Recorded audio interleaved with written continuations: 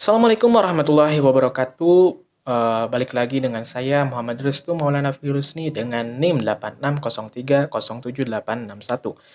Dalam video kali ini saya akan menjelaskan 4 poin. Yang pertama adalah bagaimana filsafat ilmu mengawasi dan memperkuat eksistensi keilmiahan serta nilai-nilai dalam ilmu pendidikan.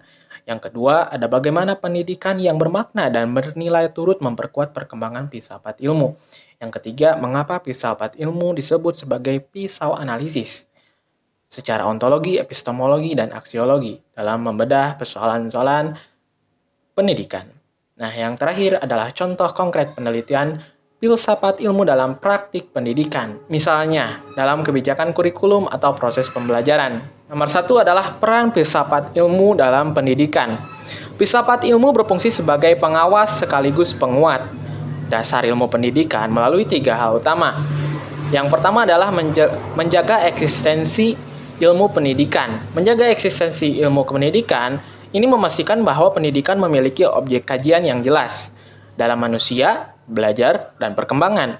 Nah, sehingga tidak kehilangan arah. Yang kedua, menjamin keilmiahan. Membantu pendidikan tetap berbasis metode ilmiah, yaitu observasi, penelitian, refleksi, bukan sekadar opini atau kebiasaan. Dan yang terakhir, menguatkan nilai. Nah, memastikan pendidikan tidak hanya transfer ilmu, tetapi juga membentuk karakter, moral, dan tujuan hidup manusia itu sendiri. Dan dalam contoh yang sederhana, kita buat dalam contoh guru. Dan contohnya adalah guru memilih metode pembelajaran.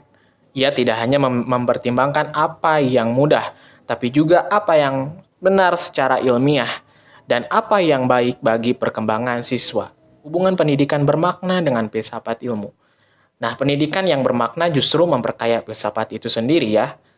Dan yang poin yang pertama adalah memberikan realitas empiris. Praktik pendidikan di lapangan menjadi bahan refleksi filsafat. Dan yang kedua, menguji teori. Apakah konsep belajar, perkembangan, atau moral benar-benar efektif? Yang ketiga adalah mengembangkan nilai baru. Nah, misalnya pendidikan abad 21 nih, melahirkan nilai kolaborasi, kreativitas, dan literasi digital. Dan kalau kita ilustrasikan, ketika pembelajaran berbasis proyek atau PJBL, berbasis meningkatkan kreativitas siswa, pengalaman itu menjadi bahan refleksi filosofis tentang hakikat belajar yang aktif dan kontekstual. Filsafat ilmu sebagai pisau analisis. Ya, disebut pisau analisis karena membantu membedah masalah pendidikan secara mendalam melalui 3 sudut. Apa sih 3 sudut itu? 3 sudut itu ada di ontologi, epistemologi, dan aksiologi. Yang kalian tahu ontologi apa yang dikaji. Apa hakikat pendidikan? Apakah fokusnya pengetahuan, karakter, atau keduanya? Dan epistemologi, bagaimana memperoleh pengetahuan. Bagaimana siswa belajar, apakah melalui ceramah, eksperimen, atau diskusi. Dan yang terakhir adalah aksiologi. Untuk apa pengetahuan? Apa tujuan pendidikan? Untuk kerja, kehidupan sosial, atau pembentukan moral. Dan kita ambil contoh masalah yaitu tentang siswa yang pasif di kelas. Bisa dianalisis secara ontologi, epistemologi, dan aksiologi. Yang pertama, ontologi, apakah kita memandang siswa sebagai objek atau subjek belajar? Yang kedua, secara epistemologi, apakah metode pembelajaran terlalu satu arah? Dan yang terakhir, secara aksiologi, yaitu apakah tujuan pembelajaran hanya nilai ujian?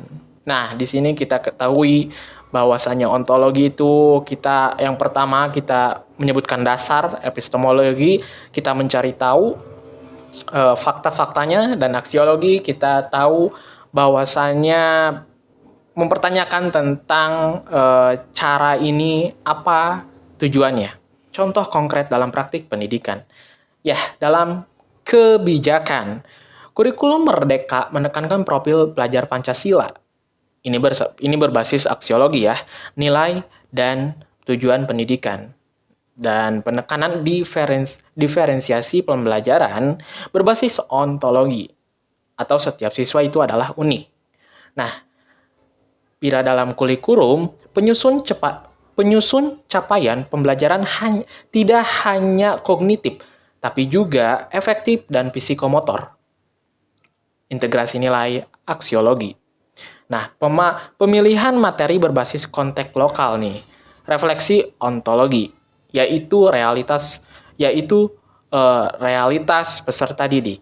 Nah, bila dalam proses pembelajaran, ini adalah poin ketiga, guru menggunakan pembelajaran aktif.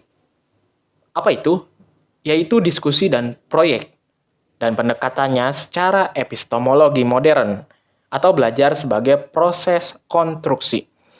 Dan penilaian autentik menggunakan portofolio observasi sikap. Dan ini menunjukkan bahwa nilai bukanlah karya. Nilai bukan hanya angka, tapi nilai itu ada prosesnya yang harus kita